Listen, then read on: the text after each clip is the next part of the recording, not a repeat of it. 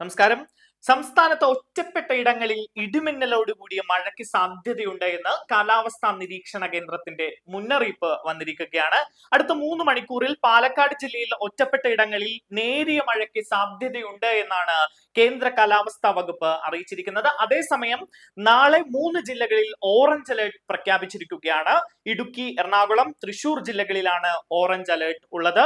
ഒറ്റപ്പെട്ട ഇടങ്ങളിൽ അതിശക്തമായ മഴയ്ക്കുള്ള സാധ്യതയാണ് പ്രവചിച്ചിരിക്കുന്നത്. 24 മണിക്കൂറിൽ 115.6 mm മുതൽ 204.4 mm വരെ മഴ ലഭിക്കുന്നതിനെയാണ് അതിശക്തമായ മഴ എന്നതുകൊണ്ട് കേന്ദ്ര കാലാവസ്ഥാ വകുപ്പ് അർത്ഥമാക്കുന്നത്.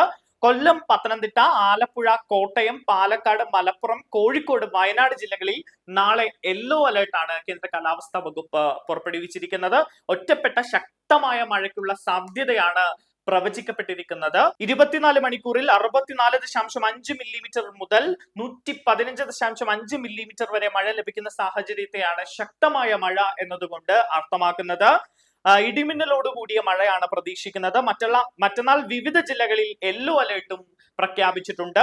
പത്തനംതിട്ട, ആലപ്പുഴ, കോട്ടയം, ഇടുക്കി, എറണാകുളം, തൃശൂർ ജില്ലകളിലാണ് യെല്ലോ അലേർട്ട്. അതേസമയം കേരള തീരങ്ങളിൽ നാളെ മുതൽ ശനിയാഴ്ച വരെയും ലക്ഷദ്വീപ് തീരങ്ങളിൽ വെള്ളി, ശനി ദിവസങ്ങളിലും മത്സ്യബന്ധനത്തിന് പോകാൻ പാടില്ല എന്നും കേന്ദ്ര കാലാവസ്ഥാ വകുപ്പ് മുന്നറിയിപ്പ് നൽകിയിട്ടുണ്ട്.